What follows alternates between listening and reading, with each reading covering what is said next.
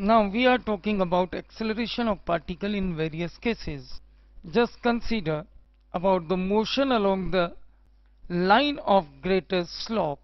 This is the acceleration due to gravity acting on the particle which is moving on this inclined plane. So I am writing here, this is acceleration due to gravity g vertically downward. If we resolve this acceleration vector in two mutually perpendicular directions, one is along the inclined plane and other is perpendicular to this inclined plane, then we get g sin alpha along the incline and g cos alpha perpendicular to the incline. If angle of inclination of this inclined plane on which particle is moving is alpha. If this angle is alpha, then this angle will also be alpha. We use a simple geometry. Here the component g cos alpha being perpendicular to the direction of motion does not contribute towards accelerating the object.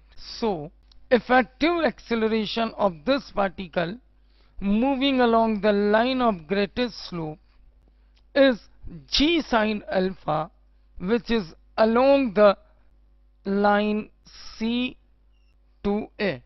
If we talk about the motion of a particle along a groove which is made on this incline along the line other than line of greatest slope, just see how we will decide that the acceleration of particle in that groove is how much.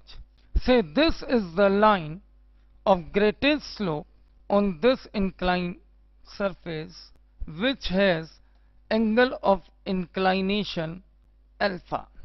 If a particle moves along a groove which is made on this inclined surface in the direction making some other angle phi with the line of greatest slope, we may see here that in the previous situation the acceleration of particle along the line of greatest slope is g sin alpha.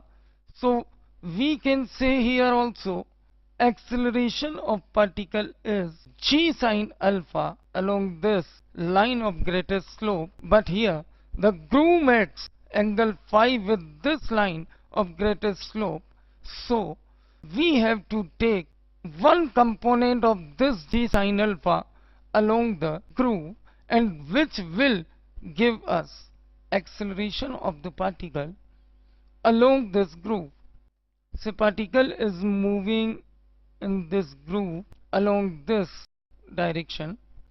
Obviously, by taking component of this g sin alpha along the groove, we can easily get that acceleration of the particle along this line is g sin alpha cos phi.